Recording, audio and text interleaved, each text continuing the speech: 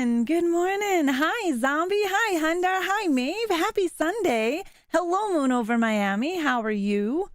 This morning, we're going to dive into some CCoH, but not before we do our tarot card reading.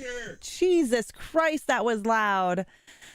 ReAnimateHer, Squirrel Queen, you have all your alerts and everything off so you don't get distracted. I believe I do.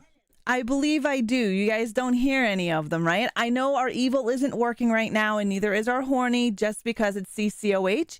Things are a little different. If you've never been to a CCoH before, all of our alerts are shut off except for our follows. My lights don't even flicker or anything. All of our channel points are also turned off for this show. Hello, Roth. Good morning. How are you? Maeve, thank you so much for re-sacrificing your soul to the Horde for 44 months. Wait, tier 1 for 6 months in advance. Maeve, oh my God. Thank you, Maeve. I just read that. It said Maeve just subscribed to tier 1 for 6 months in advance. Maeve, thank you so very much. Mwah, I appreciate it. How are you guys doing today? How is your Sunday? Loki is down here with me tonight. Heavy had to go and do some stuff, so we're gonna see how Loki does. I might get interrupted. Yeah, Maeve is a badass. I don't have my sub stuff on this. Usually I have a key. Sub. Oh, I can't even spell sub hype. Jesus Christ. Good morning, Ash. How are you? How are you doing? Don't chew on Art's slipper. Oh, my Lord. He's going to be the death of me, I tell ya. Good morning, Don. How are you? I have a badass I need to whip into shape. Good Sunday. Love the Ju-On series. I love the Ju-On series as well. There's a lot of really cool things about this third installment. A little sneak peek. This is the third installment from the Ju-On series. We'll get into that, though, in CCoH. I love this movie. No matter how many times I've seen it, it still makes me feel eerie and creepy. It still gets me with my anxiety. Like, it just gets you anxious. It's really good. Thank you, Ash. I appreciate that. I'm actually fitting in one of my dresses, so I figured I'd wear that for CCoH today. He's trying to eat my fucking floor now. What is up with dogs? Why? Why? Why do they like toilet paper so much? Why do they like to eat my fucking floor? You're doing well. Just trying to watch Halloween and It Chapter 2 tonight. Right on. I hope you enjoy. Hello, Jamie. Good morning. Don't forget, guys, if you're watching me over on the tube, make sure you're on live chat and not top chat. If you're on mobile, it'll say chat. Yeah, he's trying to eat the goddamn floor right now. Hello, Darkbreaker. How are you? Diela, how are you? Just put up the last of my garden thanks to an early frost warning. So kind of bummed out. Yeah, I feel you, but happy to get into the spirit of the spooky season. Same. And we've already been frosting here. We've already been frosting for a while. Hello, RCA. How are you? 1 second. Loki, stop trying to eat my floor. What is going on with dogs? Like, why? Why? Hello, Reaper, my partner in crime for Coffee Chat of Horrors. All of the images that you do see today will be coming from Reaper 1923. You're doing good. I know, right? I'm glad you're doing well. Stop it, Loki. No. Oh, he's trying to literally eat my floor. Dude, stop trying to eat it. Stop. Stop. Oh, my Lord. 40 Fahrenheit? Oh, that's nice. We drop below zero, so we have been frosting overnight. But we have been frosting overnight since, like, end of September. One of my chihuahuas was trying to eat a bar of ivory soap.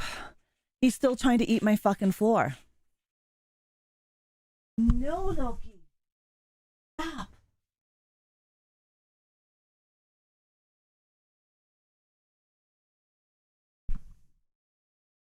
Stop, or I'm going to put you out.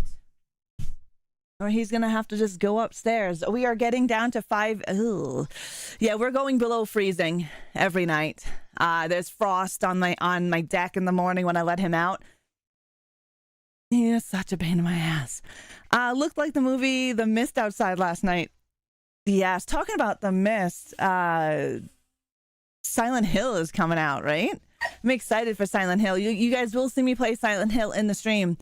Yeah, as I saw from Ju-on, there's a Netflix. So yeah, there's more. There's the original Ju-on, which is in 2002, and then there are several remakes. I don't want to pay for the tire changeover. I don't know if Heavy could do that for you. I don't think he has. I don't know what that entails, Kratos. I don't blame you. I gotta have mine changed over. Oh my lord. Loki found my cat Fusa, and Fusa is just not having it with Loki. Y'all, we've gone from CCoH to, yeah, Loki chat of horrors, because Loki is a fucking horror, man. I have Silent Hill downloaded and ready to play for after your show. Yes, Ash, I'm excited to play it as well. Was the new Salem's Lot any good? I don't know. I haven't seen it. I'm not even sure if I get it here. You can hear him, right? That's Fusa hissing her ass off. Can't. I only have one set of rims, or I'll do it myself. I'm not buying. I got you. Yeah, then he wouldn't be able to do it. He's going to be changing over my tires here soon as well. I can't wait to try the Silent Hill remake. Me neither. I love Bloober. I think Bloober does a great job. Bloober does a great job in any of their games, and Blair Witch is a really good game if you guys haven't tried that one out. Maybe I'll bring that one into the stream for Spooky Month, because the Blair Witch game was a lot of fun. I remember we were gonna riot if the dog died, but Loki, stop your stuff. Oh, I have his pig ears down here. Yeah, they're real pig ears. They're fucking gross. Gross, I tell you. But he tries to eat everything. Maybe he's trying to eat my couch now. Yeah, they closed Centralia altogether here. Altogether patrolled by state police. Oh, wow. You know the sound effects will be next level? Yeah, you know that. So you're going to want to have a good headset on when you play Silent Hill. Loki needs sleeping medicine? I know, right? I can do car basics. I just can't if I don't have the extra rims, and my car is under warranty, so I have to pay for another $160. That sucks, dude. And $160 for a tire switch over. I'm very grateful that I do have 2 sets of tires. I was lucky when we got our rims. We bought them a long time ago. A long ass time ago. So I'm glad we did, because I'd be screwed. Because Heavy doesn't have a tire machine, right? Loki. Oh, my lord. My dog. Anyone want a 5-month-old terror? I think they spelled his breed's name wrong. It's American Staffordshire Bull Terrier, but I think it really was supposed to be American Staffordshire Bull Terror, because he is a fucking terror. Loki.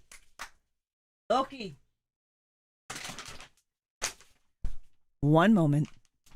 What are you doing? No. Don't.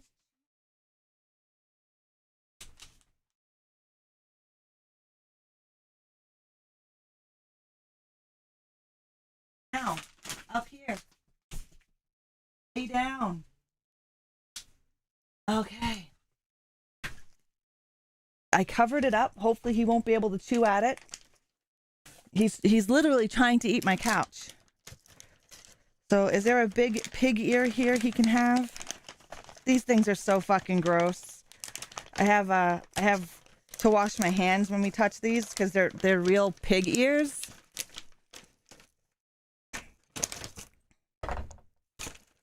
But I want to try to find a big one that keeps him busy. Leave it. Like...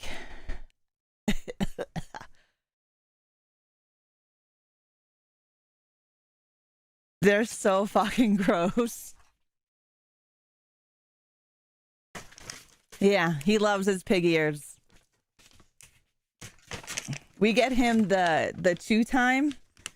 They're two-time. They're all natural dog chews. And yeah, they're just, some of them are really disgusting. Hold on, I gotta quickly wipe my hands down. He's like, listen, Mom, you're not paying attention to me. I'm not paying attention to him. Loki the Terrorizer. Yeah, that's basically what he is. A bull terror. Oh, my Lord. He was doing so good this morning when I was setting up for CCoH because I got a lot to set up on monitors. And he was doing so friggin' good. He was sleeping on my couch like a friggin' little angel. Now, yeah, not so much. Turkey bacon? I've never had turkey bacon. Bacon has only come from pigs, man. Yeah, pigs. Terror breeds are a double-edged sword, but I take 15 terrors over one child. My children were better than my dog. I have 3. I don't need a 4th terror, right? For those who are interested in next 2 months worth of movies are documented in Discord. Thank you. That's the town. Yes, I know. That's the town that Silent Hill is based on. I did a little deep dive on Silent Hill and games that are based on true stories and areas. As soon as the stream goes live, he knows. Oh, he does. He does. Fusa is literally in the corner right there, cowering. She lunges at him, like she hisses and lunges at him because she does not like Loki. Neither does Paul. Let's get our tarot card reading on the way while he is pacified. Because that was a big-ass pig ear, and he's going to be pacified for a little bit. Now, the downside of these pig ears, they're high in protein, so he can only have 2. That's it. Because they're that high in protein. So I have to be careful with what he eats when I give him pig ears. I cannot children. I ain't got that far patience for them every single day. Watching children to give someone a break, no problem. Keeping them forever, nah. Hello, Sweesh. How are you? I got techniques dripping out of my butt cheeks. Oh, well, interesting. I don't have my multi-chat on the screen so you guys can see it. I don't mind children, but let's see what our tarot cards have to say for this week. Let's see what's going on. All right, let's see. What's the start of our week look like? What does the start of our week look like? What do we need to know? That should take him a good 20 minutes, I think, that pig ear that he's eating. We went and bought a bag of them. They're not bad. Pig ears, like a $22 for a bag of them. I wonder if I can go to a butcher, but I don't know if they do those. Like, I don't know if they have them, like, dry them out the way he eats them. All right, let's see what this is. And then we're going to dive into CCoH and we're going to get our Ju-on on. I love Ju-on. It's such a great movie. They've remade it a few times as well. 20 minutes? Yeah, I know, Darkbreaker. So the very first card is the 4 of Fire. There is some happy home lives on the horizon for some of us. A successful completion of a project for others. This is a really good card, the 4 of Fire, because it's a completion of things that you have going on in your life. Also, there's going to be a time for a lot of contentment, peace, and abundance very, very soon. Happy home life keeps popping up quite often from this card for me, like what I'm reading right now. So happy home life is on the horizon. Hello, Macabre. How are you? Ego is our second card, letting us know that we are feeling a false sense of entrapment. We are being overly focused on material items instead of seeing what we already have. We're having our negative and fear-based thoughts around money, even about ourselves, feeling that we are stuck in an area or in a realm or in a situation that we're not really stuck in. We have the power to unstick ourselves, but we stay in our heads way too much and we listen to that tiny little voice that we really shouldn't be listening to, and that's our ego. So this card is letting you know that you need to release a lot of that shit, a lot of your negativity towards things, negativity towards yourself, any fear-based thoughts around money, any fear-based thoughts around education. Ego has popped up several times. Hi, Feed. How are you? So 4 of Fire again. Happy home life on the horizon. Some of you are completing a project here, which is going to be very awesome. There seems to be a lot of peace and contentment and abundance surrounding you this week as we head into our new week. Remember, we've got to drop that ego, because that ego feeds nothing to us except for negative and fear-based bullshit that we don't need.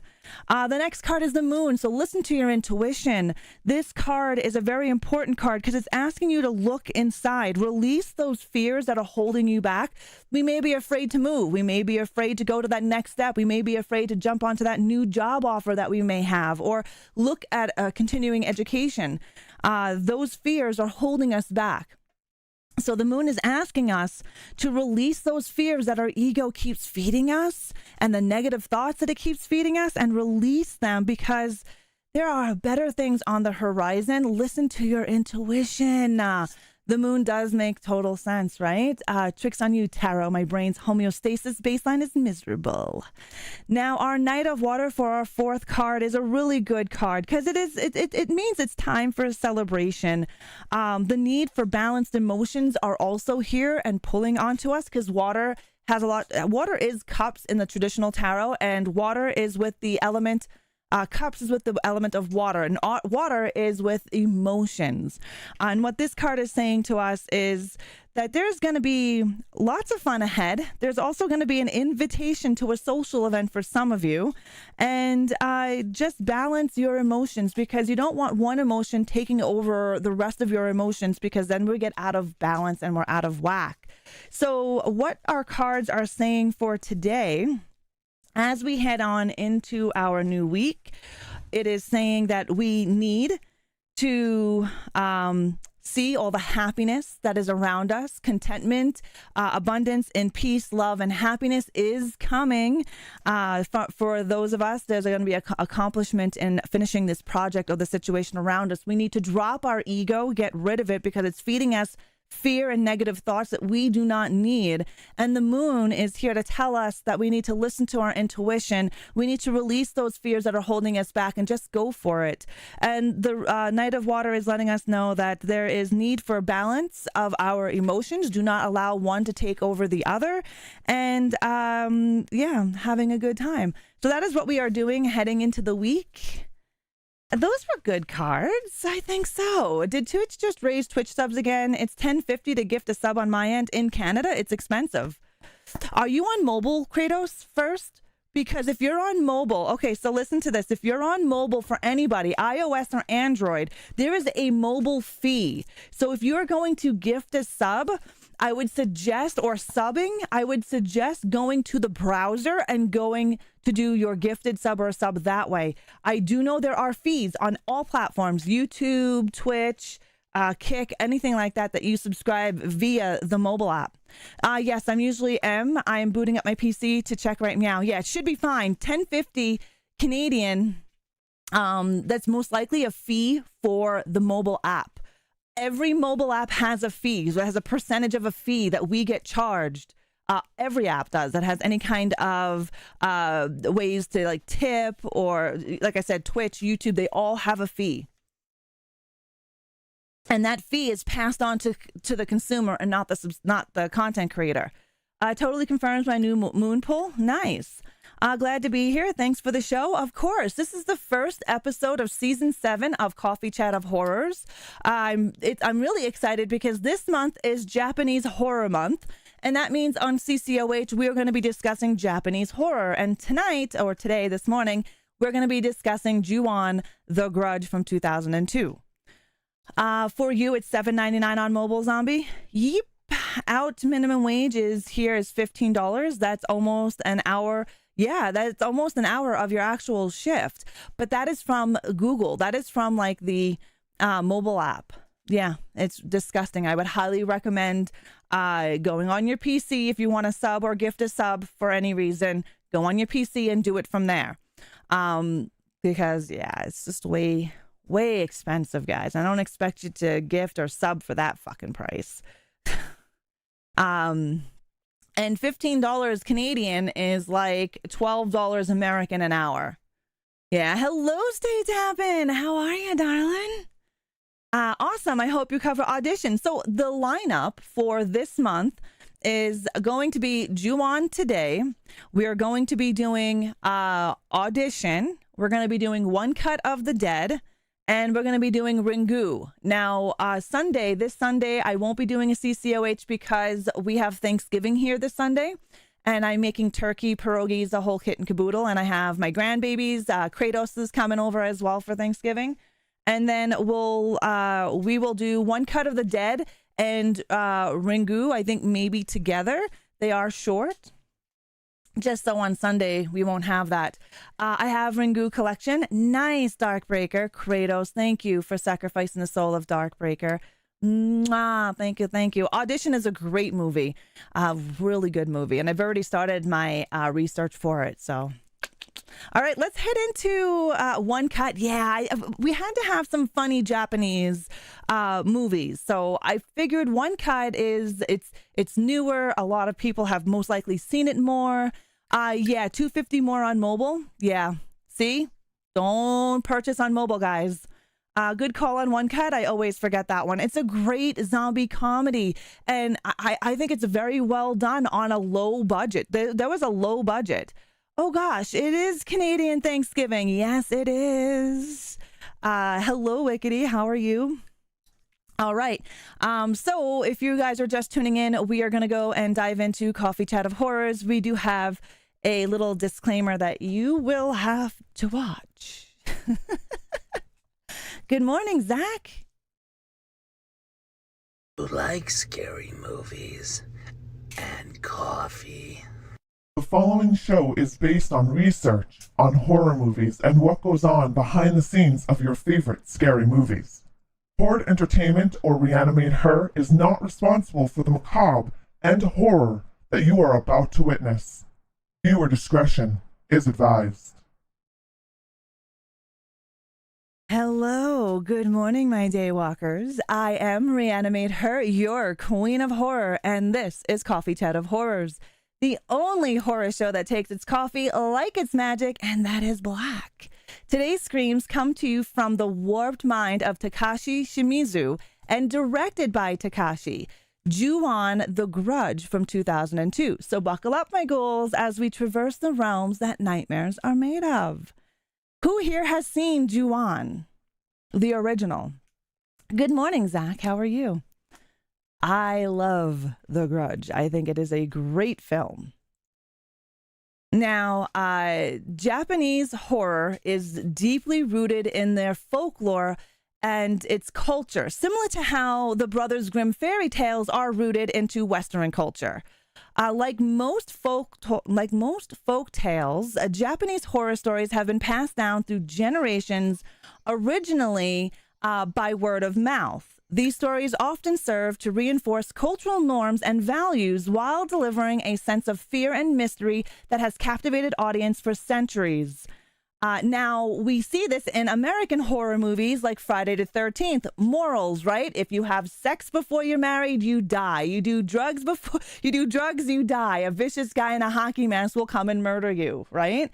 If you're a little loose, then they'll come and murder you, right? So even American TV has their morals and values wrapped up in their horror movies as well. Hello, Canada, Kyle, Snow, and Blum. Happy clap, Sarah Michelle Gellar. Grudge makes my Buffy hearts. Yes, that one's not a bad movie, though. The American Grudge. You only saw the American remake. Well, there's a couple remakes, American remakes. And we'll touch base on a couple of them. This movie is such a good film, and I'm going to show you guys the trailer to The Grudge, Ju-on. If you do drugs before you're married, you die, right? Drugs only after you're married.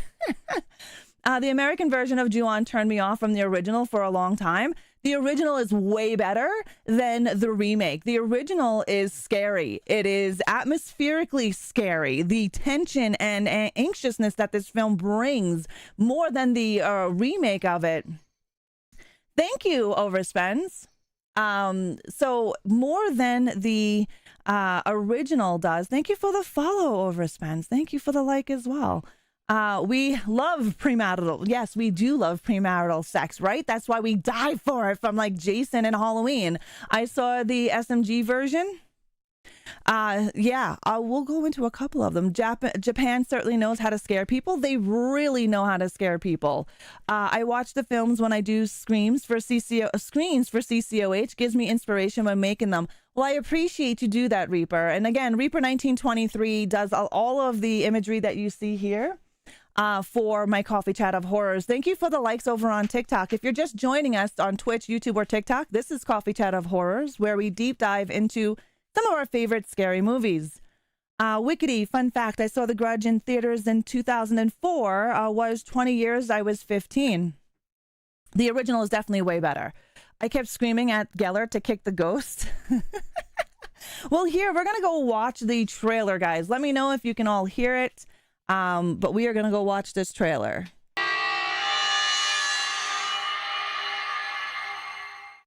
And that is The Grudge. It is a great... Oh, hold on here.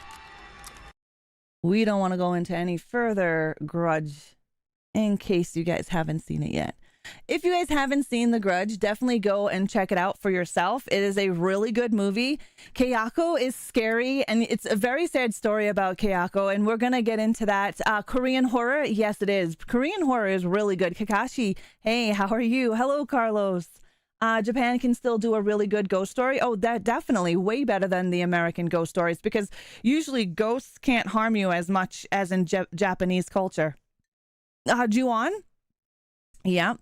We're going to go into a little bit about Japanese filmmaking and culture, because they're such a great storytellers. Now, one of Japan's first horror movies ever released was in 1898. Unfortunately, not much is known about this film, as there is no surviving records of it. The only evidence of its existence comes from accounts by a cameraman in the 1920s. Despite the lost records, this early attempt marks the beginning of Japanese horror in cinema, a genre that continues to terrify audience around the world. And I think it's really cool. We do hear that there is horror movies from the 1800s, late 1800s, from France, Japan. Those are the two that I know of currently, which are some of the first in its kind, and of course, silent. Hello, Dylan. Good morning. Good morning. I know she's scary. She popped out of a TV. That is Sadako. She's another onro, which is a vengeful spirit. So you have a Kayako, and she is Kayako and Toshio are both victims in Ju-on the Grudge. I know people get Sadako and Kayako confused. We do have an ad break, so we're going to sit here and chit-chat for a few minutes. We got a 1:22 ad break over on Twitch. This used to scare the shit out of me. King Floob, it still scares the shit out of me. I've seen this movie 100 friggin' times. Yes, Kakashi. So Sadako comes from the Ringu, where Kayako comes from Ju-on the Grudge. Now, there is a huge thing in Japan with Sadako and Kayako, and actually a few others. It's pretty cool, the Japanese culture and the way they do things. There is a TV series. There is a movie of Sadako verse. Yes, Kayako. Rhea, you gonna do a review on TCM 2006? I've already done a TCM deep dive. So here is my theory for CCoH and what I want to do. Her story, oh God, yes, King Floob, her story is so sad. Both of their stories are sad. And we'll go into Kayako's and Toshio's story here very soon. I want to hold CCoH. I want to do lesser known movies. Everybody does deep dives into the mainstream horror. You have those top 10s on YouTube, those top 5s on YouTube, blah, blah, blah, right? Overspends, thank you for the hearts and the roses. I want to use CCoH for more of the underrated films, international horror that most are not talking about because it's not mainstream horror. So I want to do this month is Japanese horror. I want to do Chinese month. I want to do Turkish. I want to jump into some international stuff and give you guys a little bit of taste of what's going on around the world in the horror genre. And then, of course, I'll bring it into some lesser known American, Canadian horror films, but you're not really going to see me do anything on mainstream horror just because everybody does that. And, you know, I'd rather not. So, yeah, probably no Texas Chainsaw Massacre here. I've done that numerous times, and you can find them on my YouTube channel, Wickedy. I've got an entire playlist dedicated to Texas Chainsaw Massacre. Montypool, hello, Angus. How are you? All right, here we are back for The Grudge. Now, this was directed by Takashi Shimizu. Its estimated budget was $3.5 million. It grossed US and worldwide at $3.6 million, which is really cool that they made it for $3.5 million. They did gain a little bit of a profit. The body count, including the Seiki family and their cat, is 17 in total in this film. Good morning, Ace. How are you? Which 17 is a pretty good high body count for a ghost, an onro. And let's get into what the word Juon translate in. So Juon translates to, Fusa is here, a resentment curse, an apt description for the horrors that unfold. In Juon, The Grudge, the story follows Rika Nishina, a volunteer social assistant assigned to visit a family. Upon visiting their home, she becomes cursed and chased by two vengeful spirits. Kayako, a woman murdered by her husband, and her son Toshio. Anyone who enters or lives in the haunted house inevitably faces a grim fate. And it is a grim fate for sure. Oh, Fusa, yeah, I'm sorry, her tail is in the middle of my stuff. I am doing pretty good, Ace. I can't complain. I did get a 7 Days to Die server, by the way. I just I didn't set it up yet. I'm so sick of this weather. Hello, life. This is why ghosts are the most scary. Get those Costco-sized salt box people, draw your lines, call the Winchesters, right? But see, the Japanese spirits are even worse than the North American films and our ghost movies because these ones are vicious. They're resentful, especially the ones that die in a horrible way. Visually, Ju-on is both creepy and terrifying with its atmosphere setting the tone throughout the movie, and it does. They did a really good job setting the atmosphere up. As soon as as soon as she comes to the house, she stops and she's looking at this house like, oh, it's kind of scary. If you've seen it, then you know the scene that I'm talking about in the very beginning of the film. Why can't I find it here? Don't fight. Fusa is literally freaking out right now because Loki has come close. So give me a second. One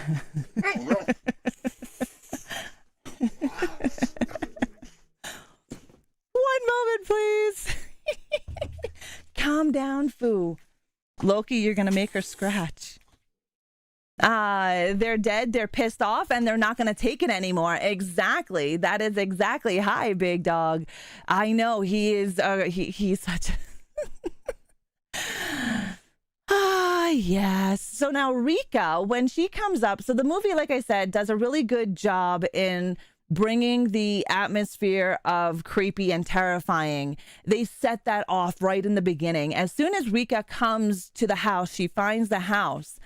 She stops and she looks at it like it stops her and she's like, oh my God. And the house has an eerie feel to it from the outside, not alone just setting into the house, right? One part that sticks with me from this movie is when you're looking at Katsuya's face. Now, Katsuya is the guy in the family. He is the son of the woman that's staying in that house.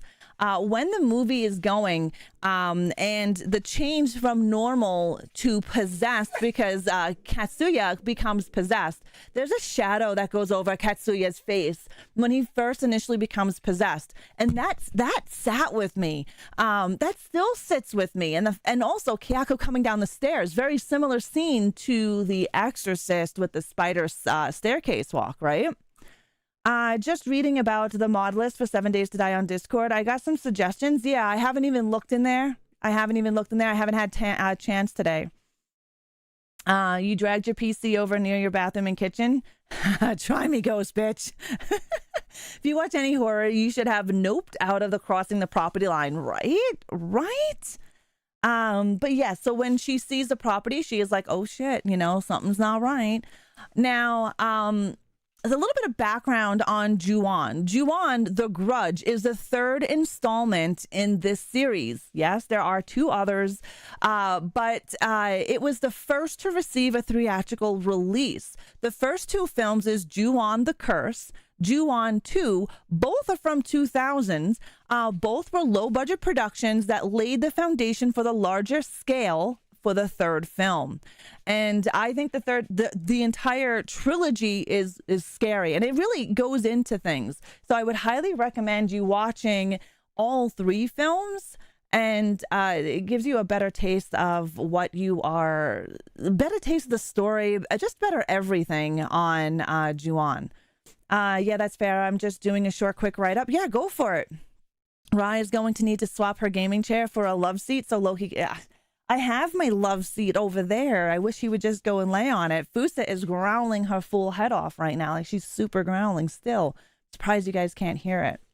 The iconic house that we see in the film Ju-on is real. That house was a real location. It was rented for the film. It became so popular as a tourist attraction, and then they demolished it in 2019. They decided to take it down, which, what? That's a huge tourist pull. You have people going to Japan to see the Grudge house, the Ju-on house. Like, but anyways, in 2019, they did demolish the house, which is kind of shitty. Now, Toshio's spirit. Toshio's spirit is often heard meowing, implying that his spirit merged with his deceased cat, Mar.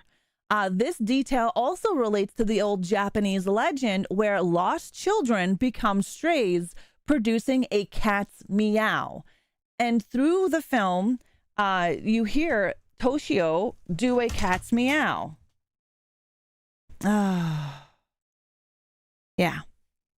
This is Fu. This is who's fucking up my show because she's too afraid of Loki. But yes, she stands in front of everything. All right. Let's. Cat facts. Cats can judge with 3 inches the precise location of sound being made 1 yard away. Quindy. She hates Loki. She does not like Loki at all. She's growling and he's all the way on the other side of the room, and she's growling. So that's how much she dislikes him. Okay, so Kayako and Toshio are based on the Onro, which is a type of vengeful spirit in Japanese folklore. Unlike Western ghosts, who are typically intangible, an Onro can physically manifest and kill their victims. They arise when a person is murdered in a state of deep rage. And in the beginning of Ju-on, it opens up, it's black and white, it's grainy, and you get to see what happens to Kayako and Toshio. You don't really see the actual deaths. What you do see is the inflammation of the death.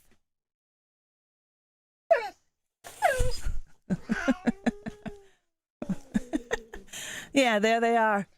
There's Loki, and then Fusa's here hissing and fucking screaming. Can you guys hear Fusa?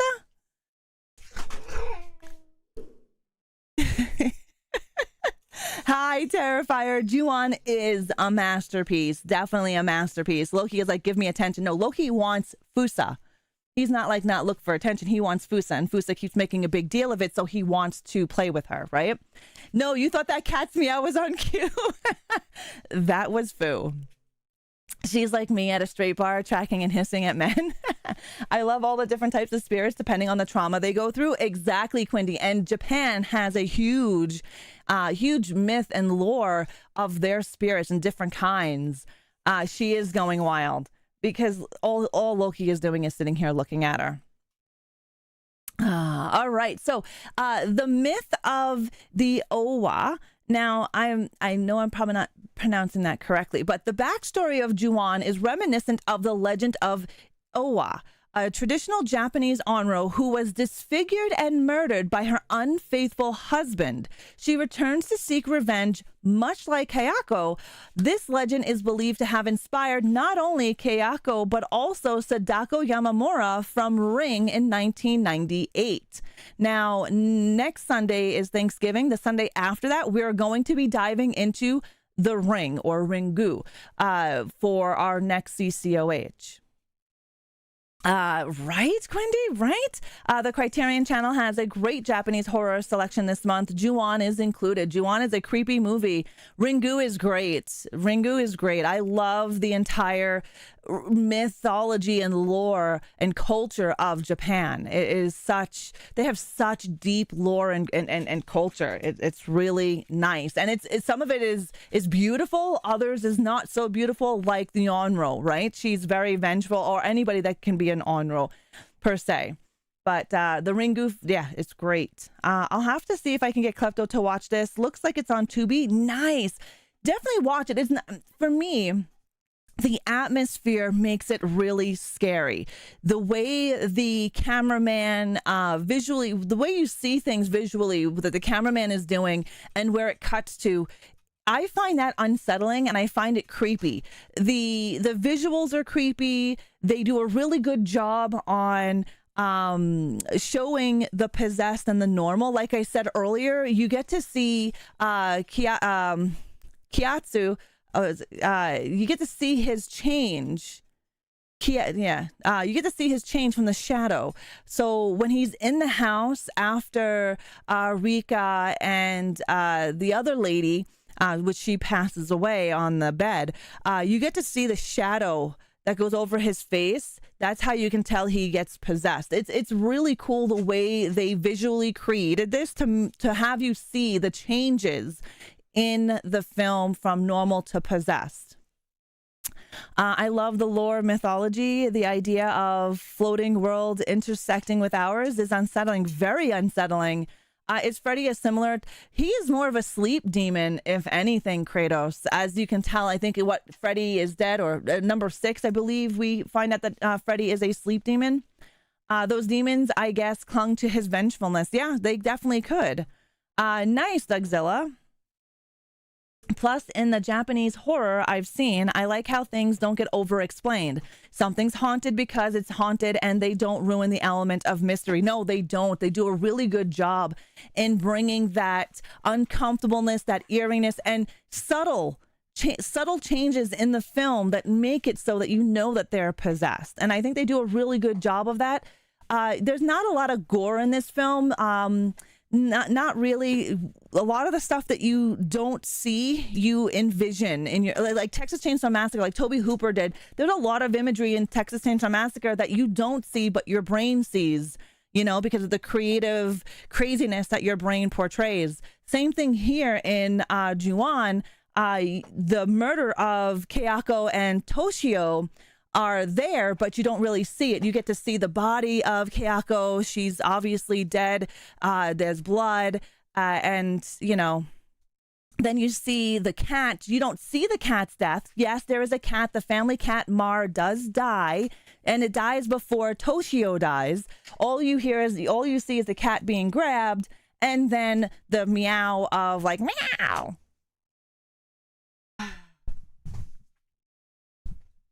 Sorry, he's eating my book. Because he eats everything.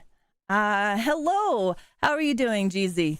Yeah, the Criterion Channel is great. Now, let's see. Let's get to another Ju-on. I like this one of Kayako. Now, Kayako's spider motif. There is a spider motif, and you see this in a video game called Devour, which is really cool because it's from the same kind of lore and mythology. So Kayako's ghostly appearance is enhanced by a spider motif. She often crawls out of attics or small dark places similar to spiders hiding in dark corners. In the film, she also crawls out of a trash bag in which she was stuffed, invoking a spider bursting out of an egg cocoon.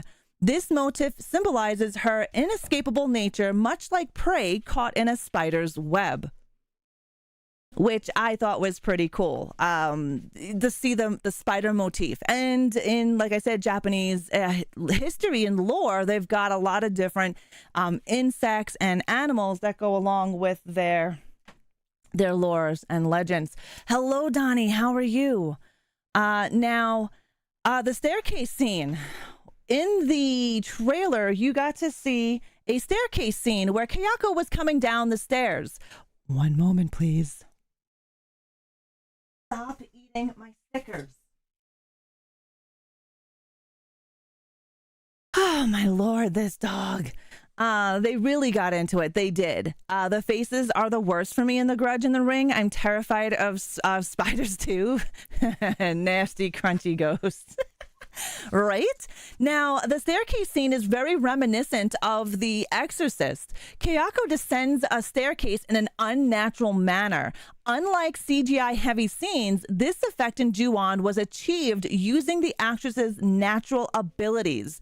Takako Fuji, who played Kayako, was trained ballet dancer, and she was a contortionist, which allowed her to create some of the film's most haunting visuals. And that scene of her coming down the stairs, yeah, that will stick with you as well. Doing well. Glad to see CCoH. Yes, this is the first episode of season 7. But that scene, it was just as eerie as the Exorcist scene of the spider staircase movement. Now, that spider staircase scene was not in the theatrical release in The Exorcist in the 70s. That didn't get added until 20 years later. So when you see Ju-on and you see this, it's very reminiscent. But I think Kayako's spider walk is more eerie and grotesque than the Exorcist spider walk, because the way her body is contorting, and you hear the cracks and the creaks and the things that the body does as she's walking down those stairs in Ju-on. You don't really hear that in The Exorcist. You see it and you have the sound, but nothing nearly as intense as in Ju-on. And if you don't remember and you want to hear it, play it back and turn the volume up. And you don't even need to turn the volume up. You hear the movements, the body cracking and the cracking and the crunching. Definitely. And the actress that did this, she was a ballet and a contortionist. So she did it beautifully. And it does haunt you. The sounds even haunt you in this movie. When the actor can actually pull off something that looks unnatural, it's so much better than CGI. 100%. The Exorcist scene is pretty compared to it. 100%.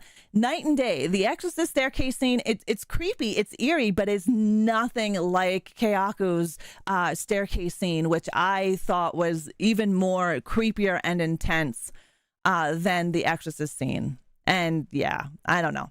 But if you haven't seen either of them, you can go and check that out on YouTube. You can probably find both of them. I hate them. I resort to a vacuum cleaner disposal. Yep, cracking of the joints and ligaments when she's spider walking. Yeah, it's gross. Body cracking and crunching like potato chips. Yeah, definitely. Sam Raimi, his influence in the Ju-on, he is a huge fan of Ju-on, which helped Sony acquire the rights for the American remake. His enthusiasm for the film's chilling atmosphere helped bring The Grudge to a wider audience, which it really did, because many people that seen the remake of The Grudge never seen the original. And then when you talk about it, people are like, yeah, there's an original from 2002. They go and see it and they're like, oh my God, yeah, this one is hella scary. I think the Ju-on original is scarier than the remake. 1 second.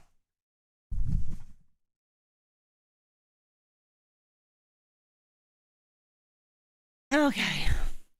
That was a Loki break. Yeah, he's chewing my floor again. Hello, Sure the Queen. How are you? How are you doing? Welcome. This is Coffee Chat of Horrors, where we're deep diving into our favorite scary movies, and we are talking right now about Ju-on, the original 2002. So welcome. Closest thing to it is Legion, the Spider Granny. Ooh, the Spider Granny is, kind of horrific. The remake Grudge, bringing the Xena, Evil Dead, and Buffy fandoms together, right? Don't eat my desk, you little shit. Now he's trying to eat the desk. Is it called The Grudge because the spirits are vengeful? I believe it's called The Grudge because it's a curse. And you know that sound? Yeah, that is pretty fucking scary too. If all you're hearing is what the fuck? But yes, it's The Grudge because of the curse. Ju-on, The Grudge. And that's why you have Ju-on, The Curse. Which is the very first installment of the Ju-on franchise. So you have Ju-on the Cursed and then Ju-on 2. And Ju-on is in the beginning of Ju-on. You see the Japanese writing that's explaining the curse of Ju-on and the Onro. There's a reasoning to that croaking that Kayako does too. That there is. Sorry, Mr. Loki is eating everything in its way. So the little boy Toshio was played by Yuya Ozeki. Now, Yuya Ozeki had a fear of cats. That's the little boy Toshio, and it's quite scary for a little kid who is afraid of cats. Thank you so much for the likes over on TikTok. So Yuya, who portrayed Toshio, was afraid of cats in real life, making the scene with the black cat particularly challenging. And some of the fear that you see in Toshio's face is the fear of the black cat that is in the film, which is there's irony in that one, because in Japanese folklore, owning a black cat is said to bring good luck. Ironically, the Seiki family has a black cat despite meeting a tragic fate that transforms them into vengeful spirits. And the husband, his spirit is still in that house as well, as you can tell when he gets possessed. Hello, Aaron. How are you? Good morning. Are there any male ones that are not children in Japanese lore? I don't know. I'd have to look into that. Thank you, Share the Horror Queen, for sharing the live. Much appreciated. Thank you. Thank you. There is, I'll have to look into that for you, Kratos. I can take a look into that and see what the male lore is in Japan. But we do know a lot that women are usually the main subject of ghost stories and vengeful spirits, because they're the ones who are usually murdered violently in real life. So we will see more women ghosts than you would see male. Hello, Petrol Bull. How are you? Good morning. They're yokai. Yes, there are plenty of male yokai. How are you doing, Petrol Bull? But I can do a little, you know what? I can do a CCoH tidbit on a yokai if you want. I can record that on an audio and post it up if you guys want to know a little bit more about the male side of ghosts and why they're yokai. Okay, so we are on to Kayako's different look.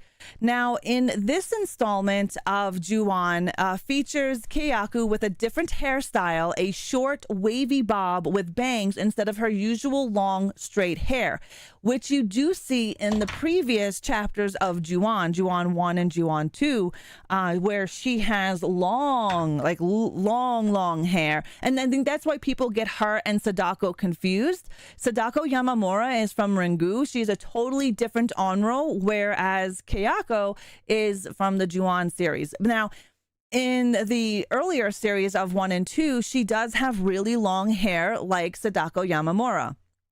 And I think that's where people kind of get the confusion between Sadako and Kayako, which I can see that. They had some cool ones in Ghostwire Tokyo. Yes, there is a Sadako versus Kayako. That there is. But I figured I'd tell you that there's a different look for Kayako in the previous ones. Cue the Ghostbusters scene, music, theme song. One of the other unsettling things about Kayako, if you watch, she never blinks. Kayako never blinks, which is also another unsettling, unnatural thing to do because we blink 5 million times. You know what I'm saying? We are always blinking. With Kayako, she never blinks at all in the film. So when you're watching the film, not only does her unnatural movements as she walks throws us off, it's also the fact that her eyes are not blinking. And I noticed this in the movie. I rewatch everything that I talk about. I rewatch. Now, I've seen The Grudge a million times. It's one of my favorite movies. And hold on. Loki just took off with my friggin' Michael.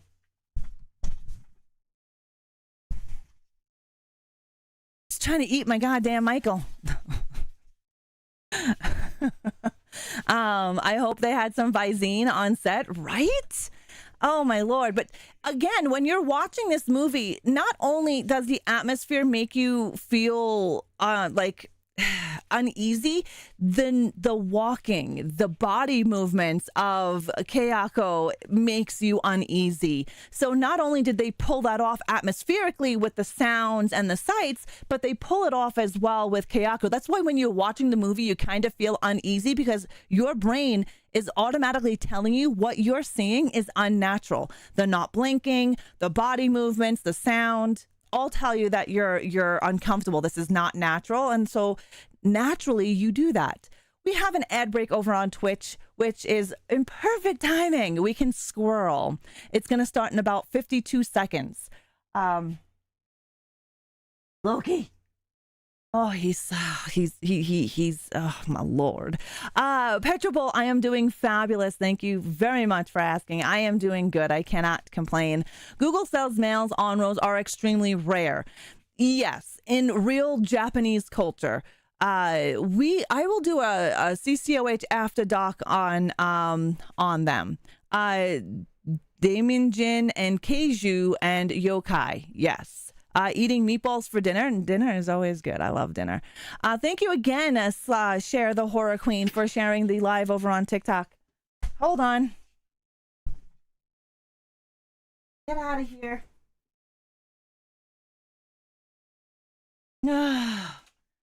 He's now trying to eat. He's now trying to eat my Captain Spaulding. Holy shit. Don't think that pig ear lasts 20 minutes. No, it didn't. He's already eating all of my stuff down here. What's happening with Loki right now? Loki is a puppy. And he's your typical asshole puppy. On-rows are uncanny. That's the word in my head for it. Uncanny. Now he's going to try to chew my Chucky. All right.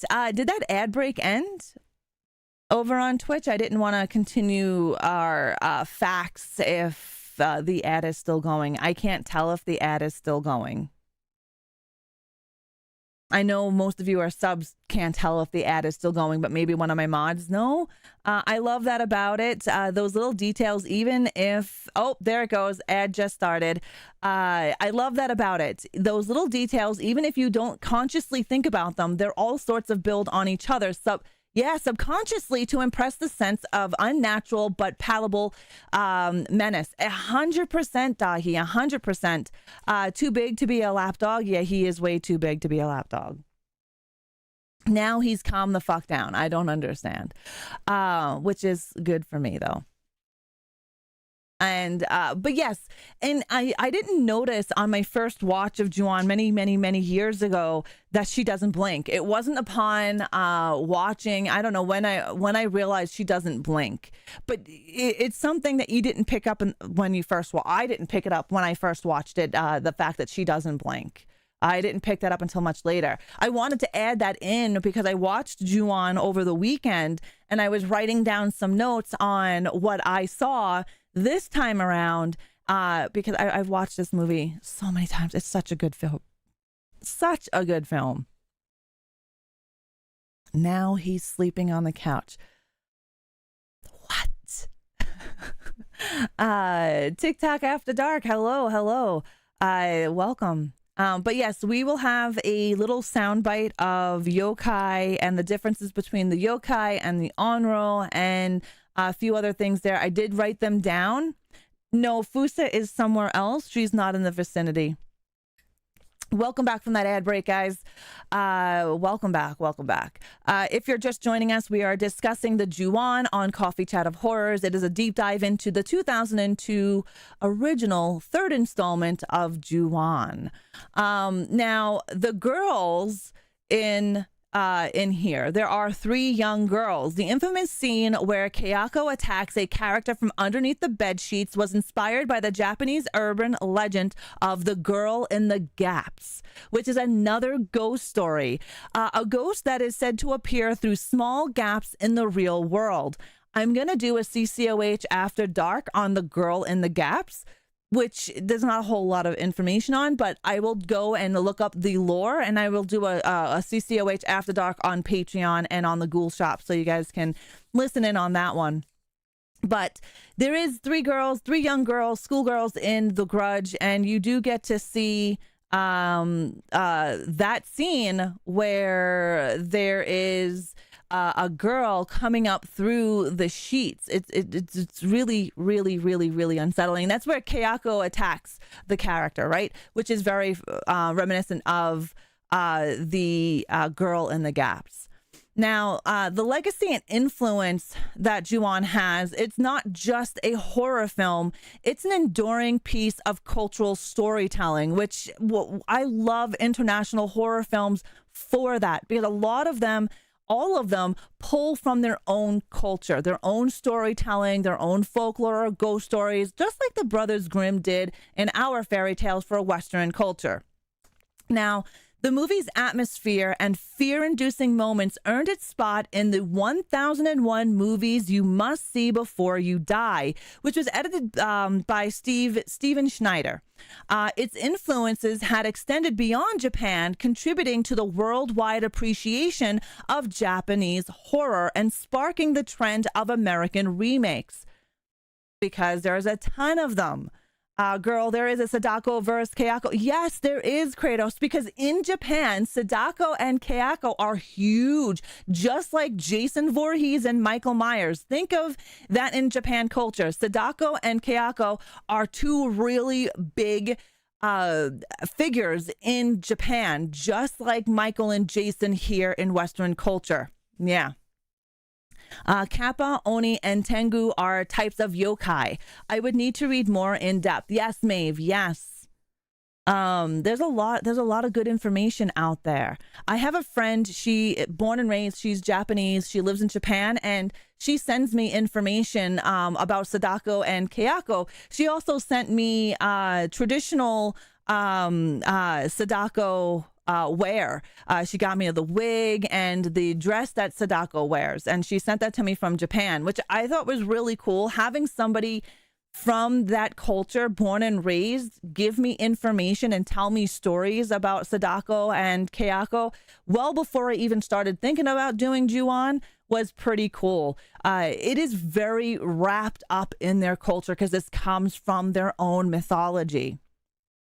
Nice, Maeve, you definitely should. It's like Freddy versus Jason, exactly. Or like Michael and Jason, because they're 2 huge icons, Michael and Jason. I think Michael and Jason are bigger than Freddy and Leatherface, in my opinion, when it comes to that.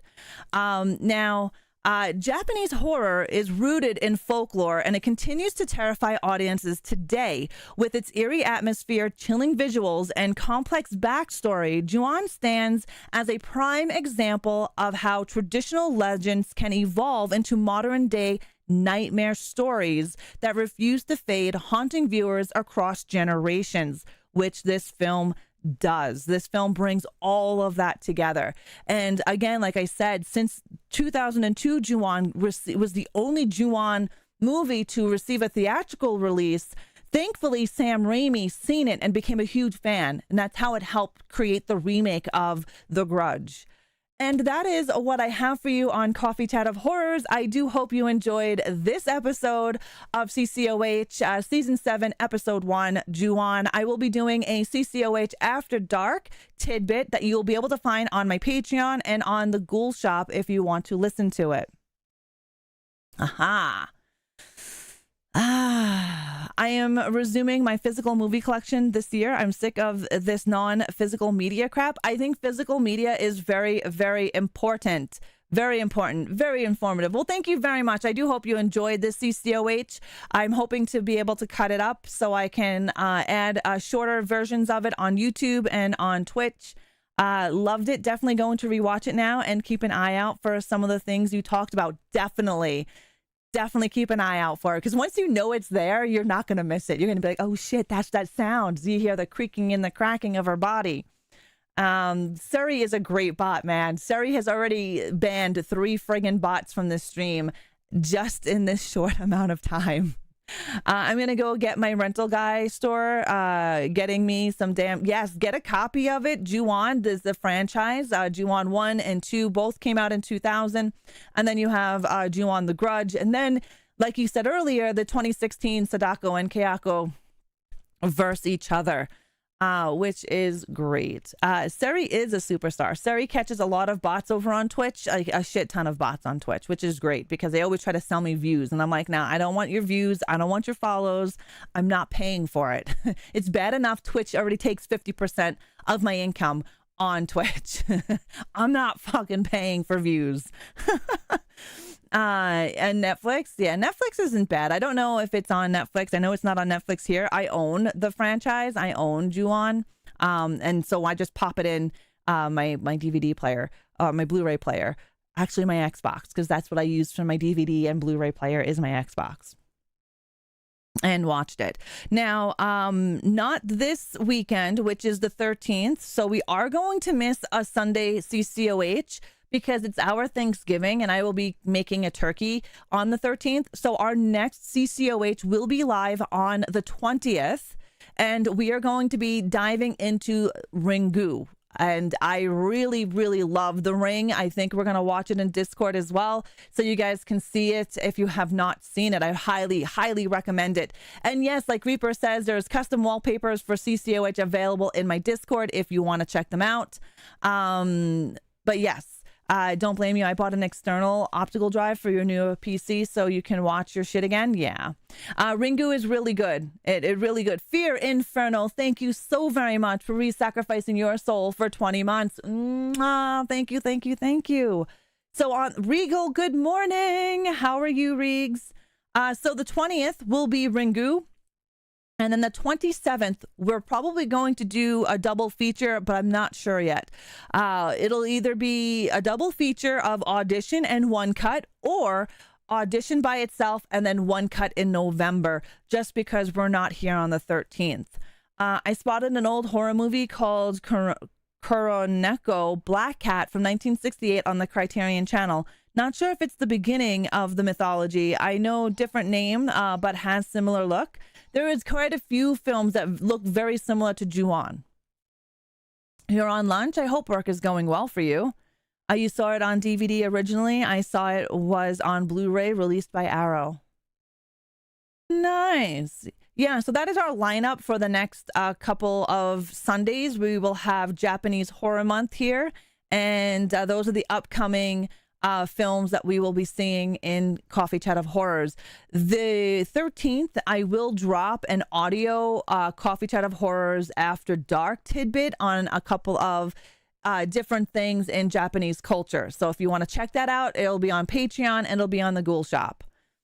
Your Friday, I was furious. Yeah, I know on Friday you were furious, and that sucks. Hopefully today is better for you.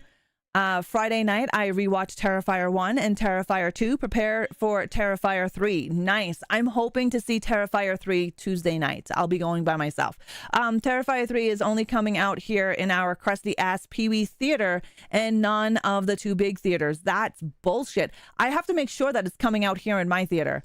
I'm not 100% sure, but I want to see it opening night. I always admired how non-chronological the scenes are laid out, which adds to the twistedness in the storytelling. It does. It does.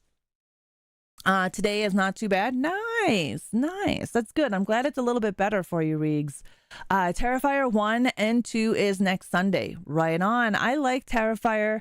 I keep hearing all these things about other countries, people passing out and puking and yada yada. Is it real? I don't know. Is it hype? Most likely. People on Reddit called Cineplex and they wouldn't confirm if they had it coming. Yeah, I don't know. We get screwed in Canada. We really do with a lot of things. We didn't get the popcorn bucket. Hold on. I'm going to check right now because it's out on Tuesday. So if we're going to have it, we're going to have it, right? So I'm going to quickly check my cinema, which is Galaxy Cinema. But it could be the fact that we won't get it. It's a big possibility we won't get it here.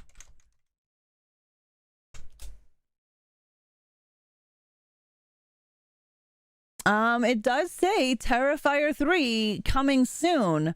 So I don't know. It's on Galaxy Cineplex theaters. It does say Terrifier 3, length 2 hours, 5 minutes, 18A, coming soon. I can't buy tickets for it.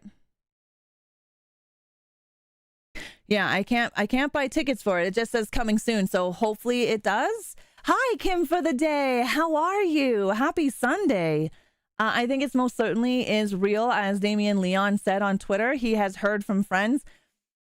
Yeah, but I can say something too, and I seen it. I can say I seen this happen, and it spread wildfire. There's a lot of hype for movies, especially movies like Terrifier 3. When Martyrs, oh my lord, the hype around specific movies, I just feel ruin movies.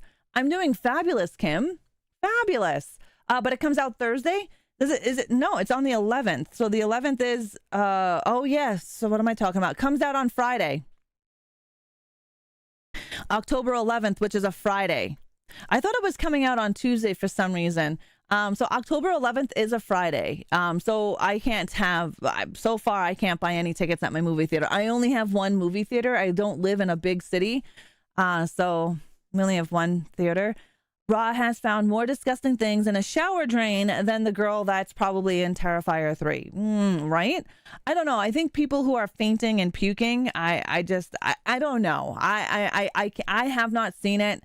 We have the same in The Exorcist in the 70s, and I can definitely see that. It's a different era. When The Exorcist came out, you had nothing like that in movies or TV. So when it came out, I can see people passing out 100% back in the 70s. In 2000s, in the 2020s, I don't know, man. I just don't see that happening. Tuesday is the physical media release. Usually Thursday, pre-show, Friday, cinema, old Blockbuster employee knowledge. But I just don't think, I don't know. I just don't believe it. I don't believe it.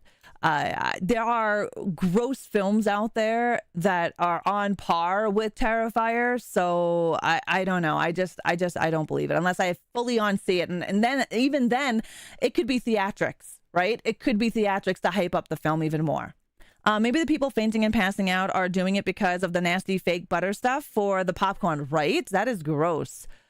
Fun fact, I found out that pizza place they shot the scene in Terrifier 1. It's the same pizza place near me out on Long Island. It's 10 minutes away from my house. Nice, Donnie. But yeah, the movie theater butter is so fucking gross. Thank you for making my Sunday. Sent my usual picture of your show on my TV on Twitter. I appreciate that, Feed Me. Have an amazing Sunday. Thank you so much for hanging out. Usually there's more blood and gore, and mother-in-law is getting puke from popcorn. We will watch cinema horror.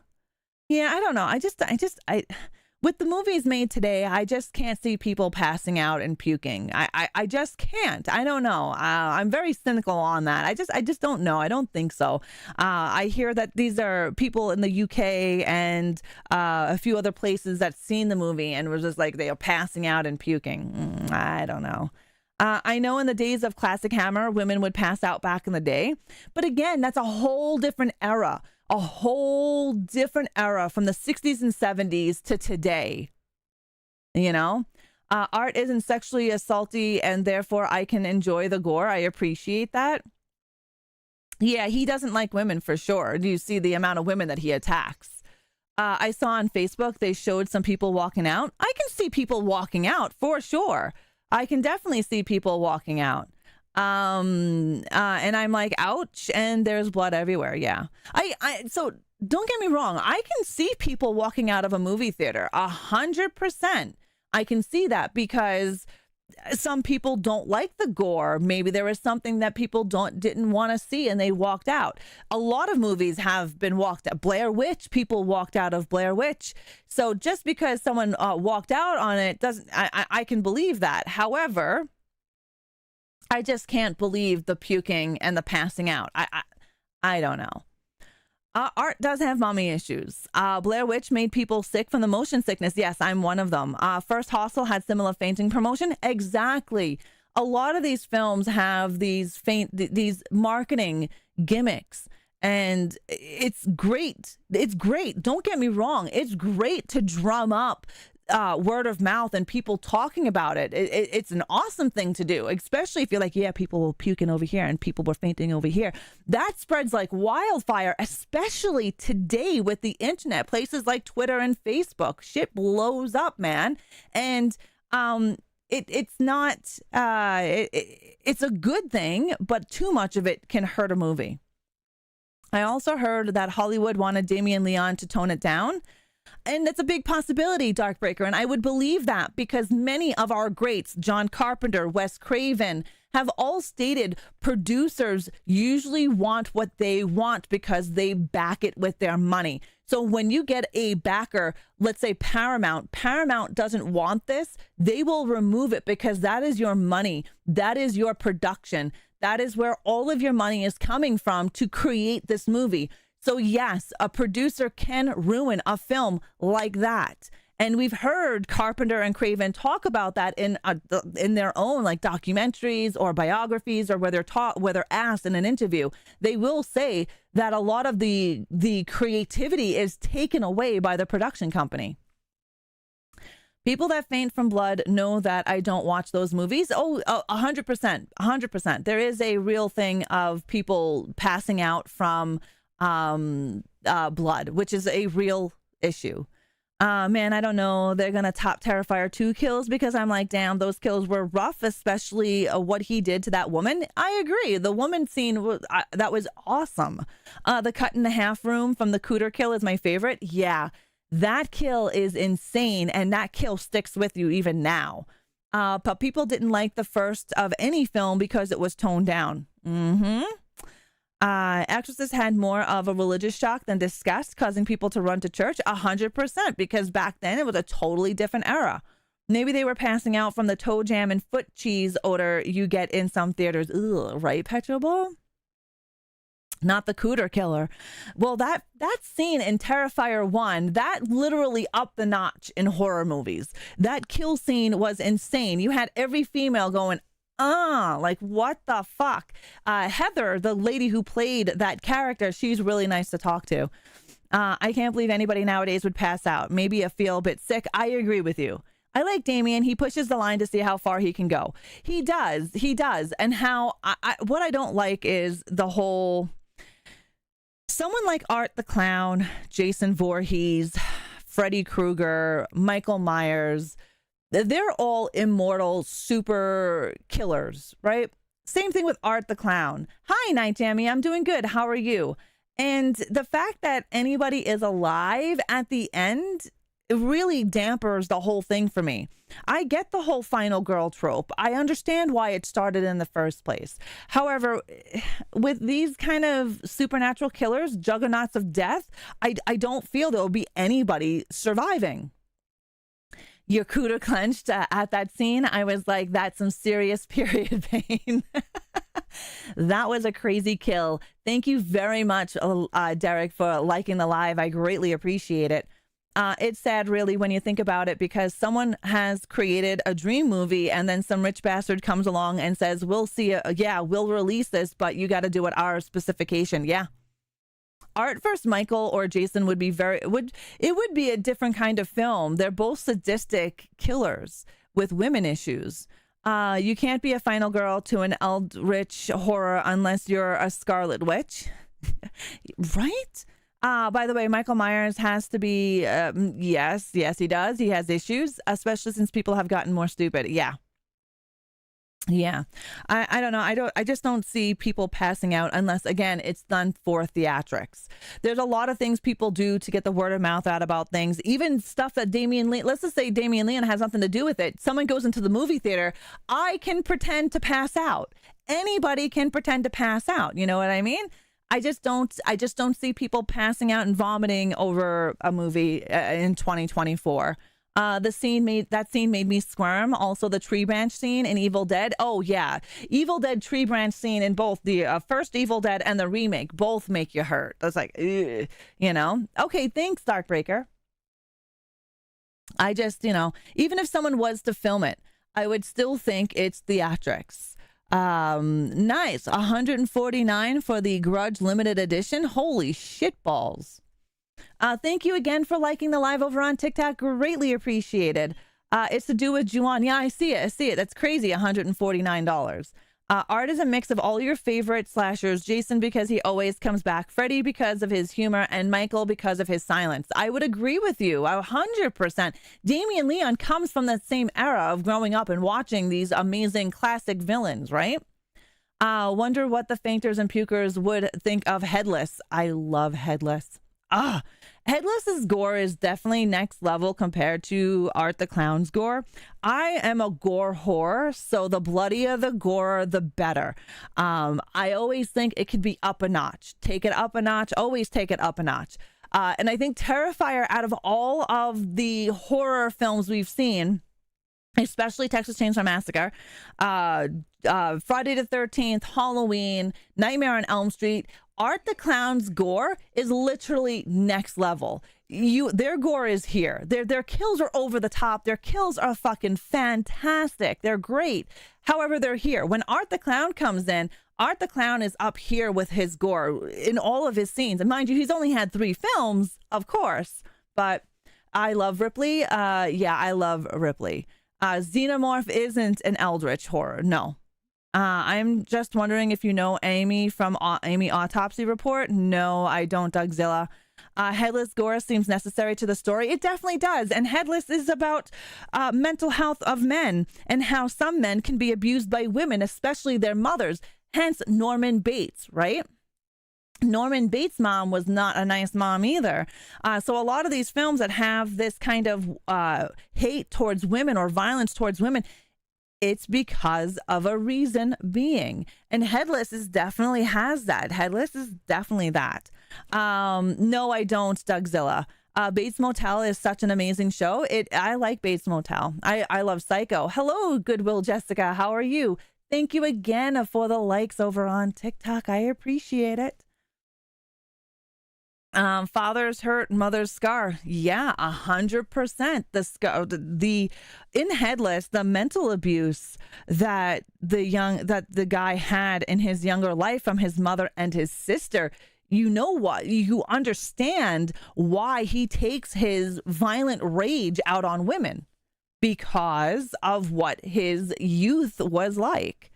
Even Art's level of gore is justifiable. He is a demon, 100%. And Art likes to take his demon shit out on women. Again, another one that, I find more females die in Terrifier than male versions. And in Friday the 13th, you have an equal killing, right? Jason kills everybody as much as he kills the women. He kills the men just as much. Same thing with Freddy Krueger. Same thing with Michael Myers.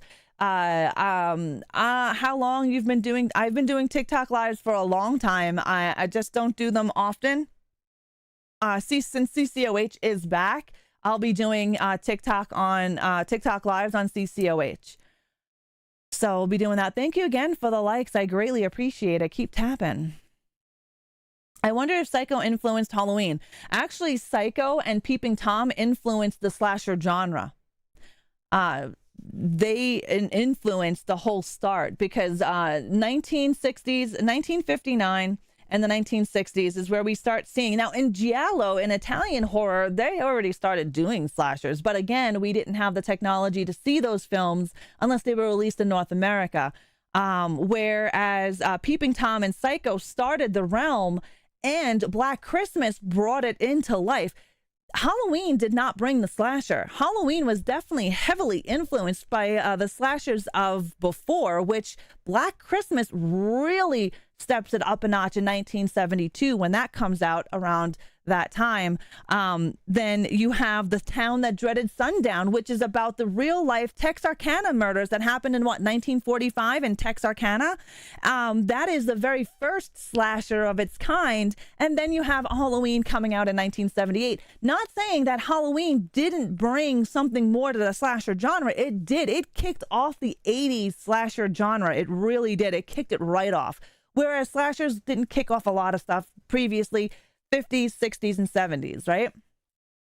Hello, Basement Cat. Love Black Christmas. One of my favorites. I love Black Christmas as well. It's such a great point of view killer. And again, the point of view killer comes from Peeping Tom and Psycho. And I say Peeping Tom first and Psycho because Peeping Tom came out right before, same year, right before Psycho came out. And Psycho is a point of view killer. Not many people have seen Peeping Tom, so that's why I always back it up with Psycho, because Psycho is almost everybody has seen Psycho. Zach, how are you doing? Devil's Nightmare and Beyond, the Door trilogy were your favorites? Ooh, what time is it? 12:30? Nah, we're gonna probably end here. But Tourist Trap is great. Definitely great. Well, guys, I hope you enjoyed this episode of Coffee Chat of Horrors. Like I said, next Sunday we won't be live. However, the Sunday after that, we will be back with Ringu. We have an ad. I'm going to snooze this ad since we're probably going to end. If you're watching me over on TikTok, thank you so very much for watching me. I will be back live here with Coffee Chat of Horrors deep dive into Ringu on October 20th. So you can make sure you come back here on October 20th and check out the deep dive on TikTok. Thank you guys for hanging out with me. Have a great day. All right. Hello, Cannibal. You're the best, Ra. Well, I appreciate that. Thank you very, very much. I do appreciate each and every one of you coming out here and hanging out with me on your Sunday. Greatly appreciated. We do have our credits as always. Yes, Don. Don't forget. Oh, are you in the Discord, Don? If you are able to put your birthday thing in there and it'll pop up a little reminder saying that it's your birthday. I know these credits take a lot longer to pull up, but thank you guys so very, very much for hanging out with me, whether you watched over on Twitch, TikTok, Twitter, or YouTube. I do greatly appreciate you guys taking the time out of your day to come here and watch it. If you've missed anything, this will be up on YouTube and it will have sections so you can skip past some of the stuff that, like the shenanigans that we do, like me chasing down Loki. We'll be able to skip those sections. So there will be chapters as soon as we're done and hit that end button. But thank you again, everybody, for coming over here, hanging out with us, re-sacrificing your souls to the Horde. I do greatly, greatly appreciate it. And I appreciate your time. Have an amazing weekend. I'll see you Monday night. I'm not sure what we're going to play. There's a lot of games coming out over the weekend. So I'll let you guys know over in Discord or on the socials what game we'll be playing Monday night. But we will be here Monday night at 6 p.m. Mountain Time for some horror games. Thank you guys so very much for hanging out. I hope you have an amazing weekend. I love your guts, and I think it's going to be Diablo Quindy, and I will slash you all later. Bye.